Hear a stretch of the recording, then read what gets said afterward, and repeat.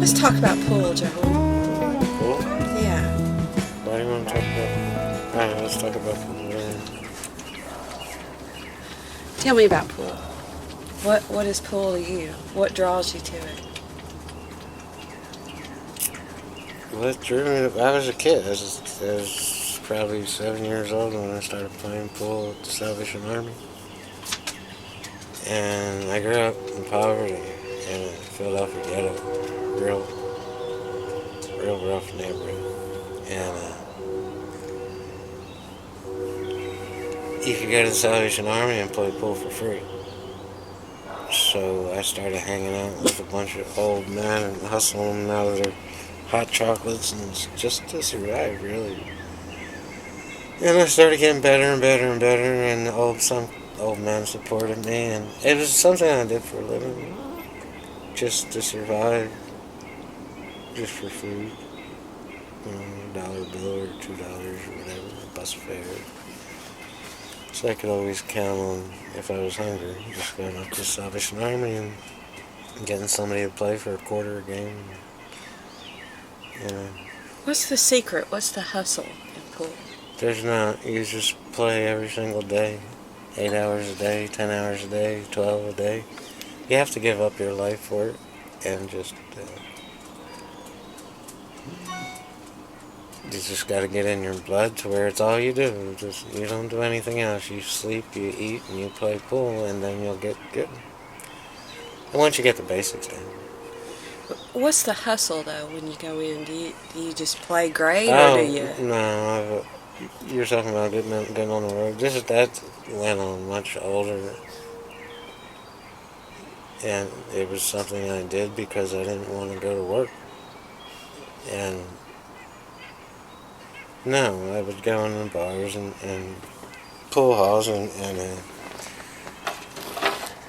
just lay back and play left-handed and just act like a typical banger, and what you're doing is you're working off their greed and you let them come to you. And there's been times when I acted like I was drunk and all that stuff to get it again. But what happens is you keep doing that. There's only so many pool halls and bars and places you can do that to where everybody knows what's going on. And your only option is to get out because nobody will play anymore. Is to get out to the next town and start all over again.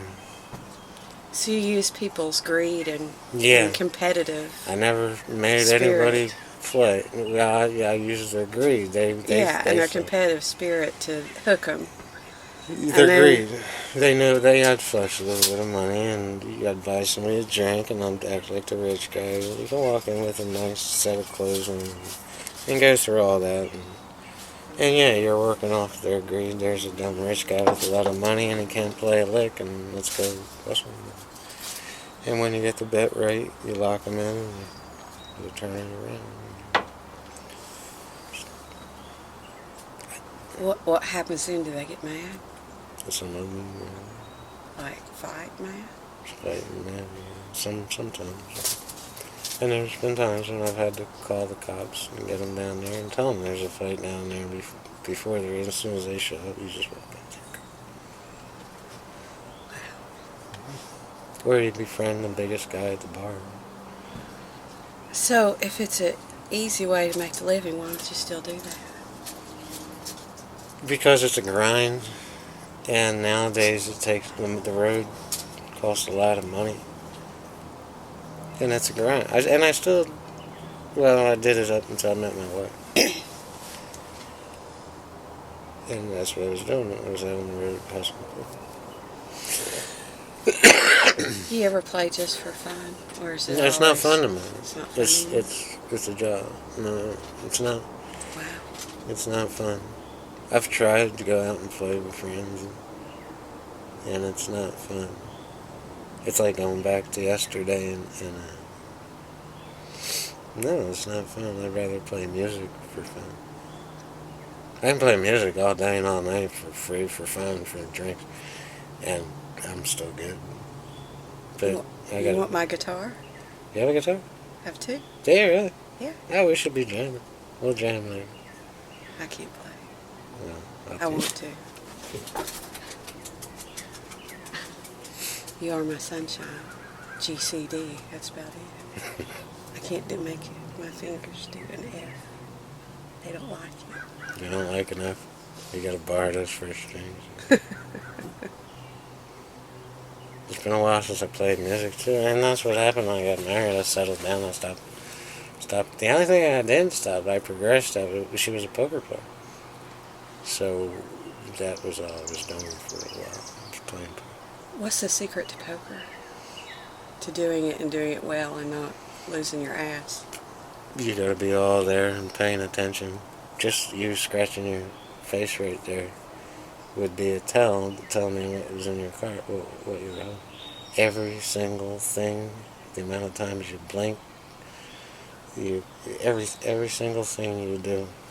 How does that tell you? Like, if I had a card hand right now. This is where you have to pay attention. And I say, I don't know at first, but eventually I'm going to know what's in your hand because you're going to have to play this pot. And so I know if you lay down a king, queen, I know you got two face cards when you do this, so next time around. And you don't have to be in a hand to see this. You sit back and you watch every single person and you take all this in and you remember. A good memory is what it takes. A very good memory. And your mind's working like a computer. All this is explained in my latest book. Tell me about that. Tell me The about, book? yeah, your labor of love. It's been 6 years now I've been working on this book. And it's almost done. But there's not much more I can say. It's an adventure. And it starts with me coming into town, hustling people. Believe it or not, and that's when I met her, and that's when I met my hustle girl. And we went off to poker. She was a natural poker player because she had that mind that worked like that. And so that was it for me. I just laid everything down. We settled down. We got a house just like normal people do. And so Stefan was about this progression. We went out and made a whole boatload of money playing poker and running around to Vegas and Lake Tahoe and Biloxi and Atlantic City and all these places playing poker. And we had a great life for a while. And this is what the book's about. What do you want people to come away after they read the book? What do you want them to feel? What do you want them to know? Oh, that's a good question. What is the moral of the stories that we ask? Not to take things for granted. And not to sweat the small shit.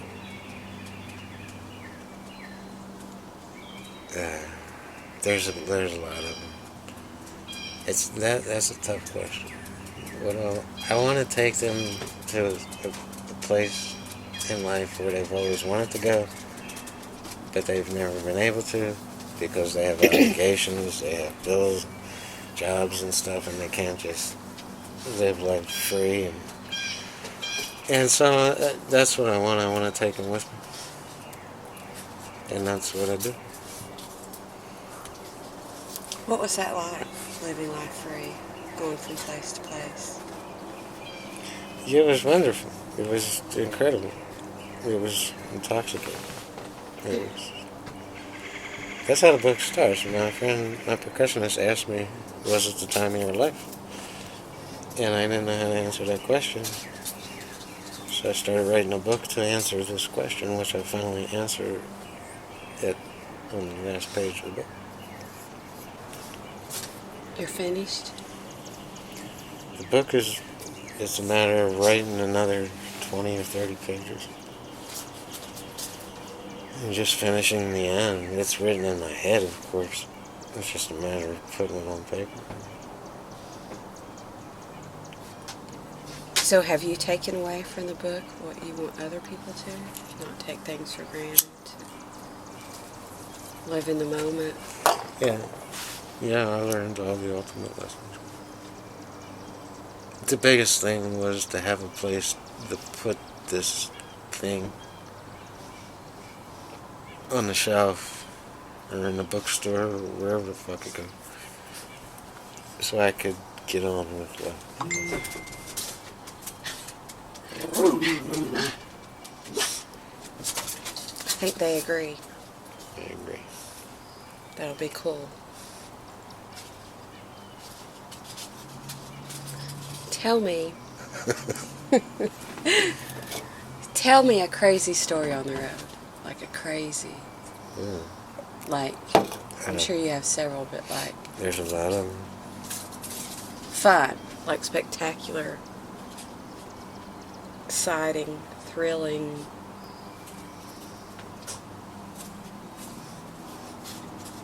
You're talking about in the book or my whole life? I've been Either on the one. road. You pick. Oh, there's some. I mean, I don't even know how to pick one. See, a lot of people could easily pick, maybe have 5, 6, maybe 10 experiences that they're like, that Yeah. was freaking incredible. Yeah, see, And you've got hundreds. Yeah, and I don't take that for granted. Sometimes I get down on myself because, I don't have the house and the garden and the wife and the kids and all that stuff. But then I look at the side where I got to travel, I got to live this incredible free adventure. You almost walked into that life, though, when you all bought a house, Yeah. got married, settled down. So, Yeah. So what was the impetus to go She was willing.